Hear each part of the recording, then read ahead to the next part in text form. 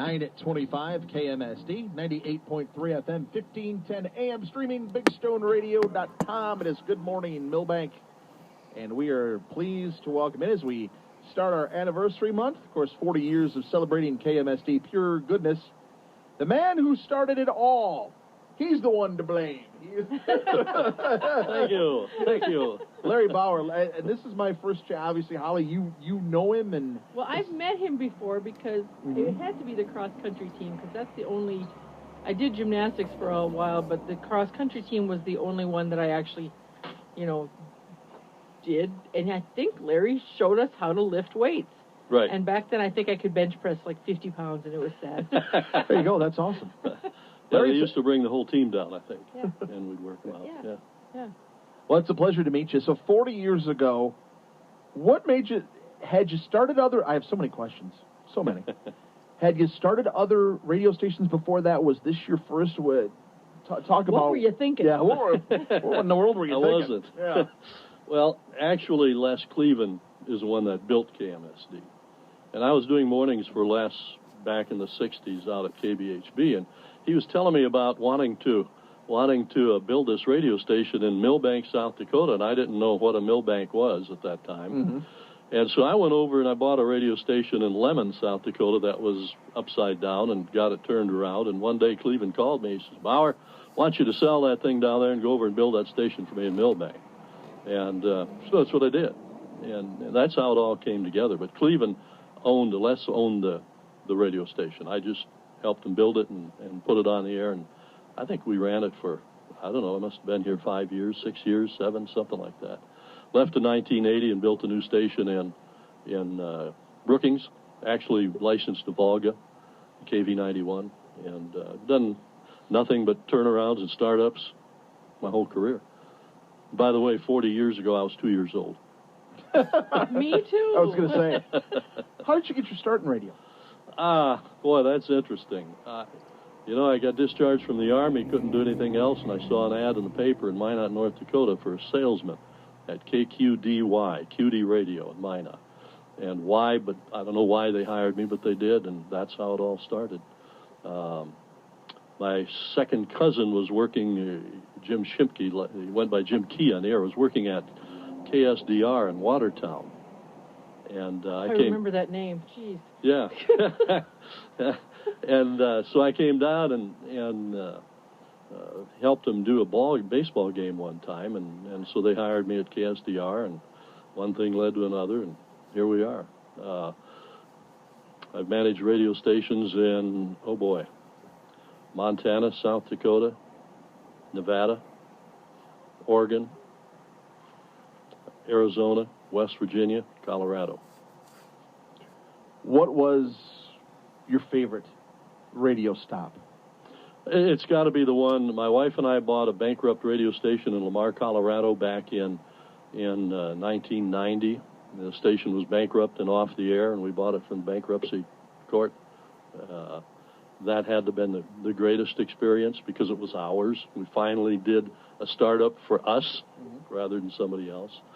My time in Millbank was wonderful. That's why we're back here.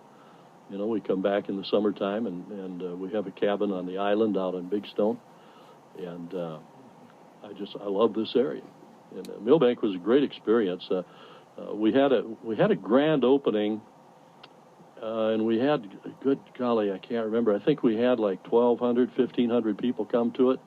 We had barbecued 1,000 pounds of beef and fed people, and just really had a big deal. Yeah, that's what we're planning. We're not? Never mind. The original staff here, and I had to bring a cheat sheet because I'm old and I don't have a very good memory anymore. So no, you're only 42 by your That's right. Yeah. That's right. When we first started, I did mornings, and then later I had Denny Comfort do mornings. But anyway, I did mornings. Comfort did the midday at that time. Craig Johnson did the news. Craig is one I'm really proud of. He worked here. He worked for me. And by the way, much of our on-air staff I brought with me from Lemon. Okay. And Craig was one of them. Got him right out of broadcast school, Brown Institute. And he worked for me here, and then he left here and went to work at one of the satellite networks out in Los Angeles. Hated the big cities, and so he went to Missoula, Montana, and I believe has been there ever since. I don't know if you all have gotten a hold of him or not, but great guy. He's still there. He's had a tremendous career in the business. Anyway, he did news, and let's see, Dave Peterson, who came with me from Lemon, was on in the afternoons. Becky Shives was our office manager, our sales, and then we had Ron Drobeck, a local guy, played drums in Jerry Barons' band, and he worked for us part-time. At that time, those days we were daylight. It was before the FCC relaxed the rules where you can go night, and we had to sign off at sunset. So Ron would work for us until sign-off in the wintertime got to be like 4 o'clock. Then it seemed like you just came to work and you were going home already. But Drobeck worked for us, and a fellow by the name of Don Wilson from Watertown was our sales manager to begin with. He left about 6 months later, and that's when we brought Doug Johnson on board. That's Craig's brother. And Doug's had a great career in radio. He worked here, I think, in 1980 or somewhere in there. Les Cleveland, who owned this station, built a station in Jackson, Minnesota. And Doug is still there. In fact, he's retiring in September. Okay. And then we had another sales guy, Stan something, and I can't remember his last name anymore. And then Gene Johnson had the toughest job here. He had Millbank Communications at the time. Les Cleveland loved 1945 RCA transmitters. And that's what he put in here. That transmitter took up that entire back room. We called it Big Bertha. And Gene Johnson was out here probably, every other day fixing Big Bertha. It was a mess. But that was our original staff. What point in time did you realize it was time to replace Big Bertha? I didn't, but I think when Les sold the station, I think the new owner decided maybe Big Bertha needs to take a vacation. How was radio different? Because radio's gone through a lot of changes in even the 40 years that when KMSD started. How is radio different now than it was even back then? I don't know that I could do what you guys do today. All the technical stuff and all the computers. When I started in radio, we didn't even have cart machines at that time, and you guys are probably too young to remember what cart machines are. No, I remember. I remember cart we machines. had them. Okay. Yep. I think we still have one in there. Yep. Well, that's how old I am. There you go. You got it. You still got some. We read all of our commercials live. On top of the control board, we had a stand, and we had a big black book that was full of commercials.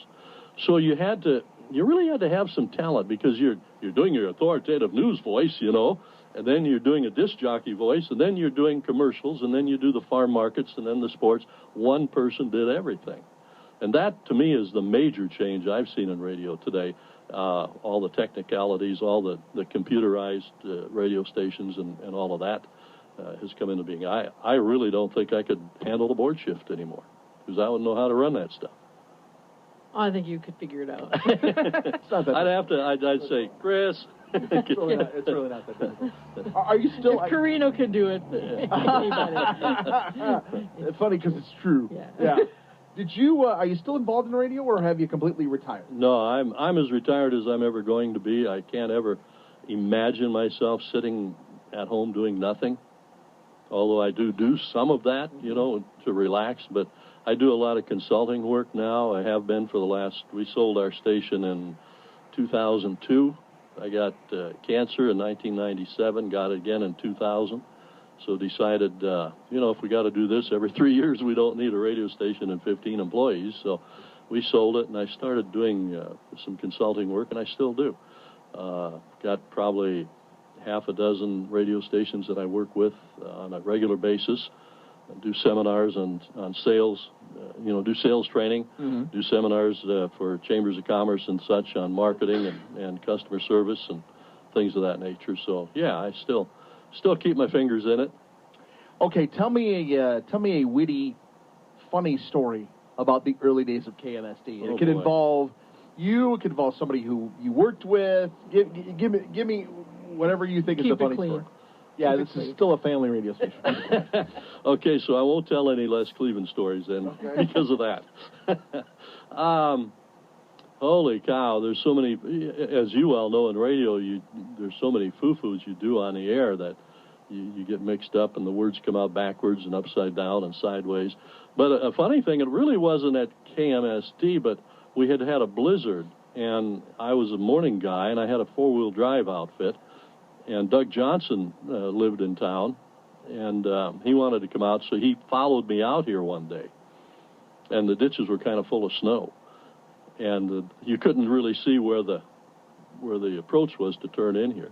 So I thought I'd play a little trick on Doug with my four-wheel drive, and I drove down through the ditch, and he followed me and got stuck. That's hysterical. Being the nice guy I was, I put my chain, hooked the chain on and pulled him out. But on air, there's so many, to talk about funny. And I ran into Harvey Schaefer the other day. And I don't know how well you guys know Harvey Schaefer and Dave Wagner. Oh, my Lord. Yeah, okay. Dave Wagner's probably one of the funniest people I've ever met in my life. To summarize funny, doing Coach's Corner in this room with Dave Wagner and Harvey Schaefer at the same time. It was like watching a comedy on TV. I mean, it was great. But you'd laugh so hard you couldn't talk. And one night, Doug Johnson and I and Dave Wagner was helping us do color. We did a football game over in Clark. And in those days, we weren't on at night. So Gene Johnson rigged up a deal on the TV channel. I forget what channel it was. It was the one that carries all the messages, and you have the radio station playing in the background. Okay. Where we could call in, and there'd be a tone, and we had to start talking when we heard the tone. And if you ever stopped talking for more than 15 seconds, you drop off the air. But that's how we did ball games back in those days. We'd do them on this Channel 8 or whatever it was on TV. And one night up in Clark, Wagner was talking, and for some reason or another, we dropped off. Doug and I knew we dropped off, but we didn't tell Dave. And we said, Dave, we want you to do the second half. So he did play-by-play the entire second half, and we weren't on the air. When I think of funny, I just think of Harvey and Dave, because they just made our job wonderful. Isn't that interesting that Coach's Corner has been around since the dawn of the radio station? It wasn't something somebody, 20 years ago came up with. It's been here forever. And it's one of those things, every radio station I've ever managed in my 51 years in the business, I've had a Coach's Corner. And it's one of those old things. It's nothing new, but it works. People love to hear what the coaches have to say about the kids. Sure.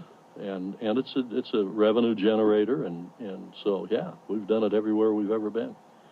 Was this building that we're in right now, was it built specifically to house the radio station? Yes. Okay, so it wasn't like, because you almost look at it and you think it looks kind of like it could be a house. Yeah. It's like, was it somebody's house and they said, get out, we're going to put a radio station? I kind of scratched my head when Les built it, but yes, this was, from the ground up, was for KMSD. And it's exactly the same. Same thing. Yeah, I was just looking at your carpeting on the walls, and it's the same. We bought it from Oscar Tornes at Tornes Furniture. I remember the day we went down to get it. Awesome. So a lot of water under the bridge. And on the carpeting in the wall.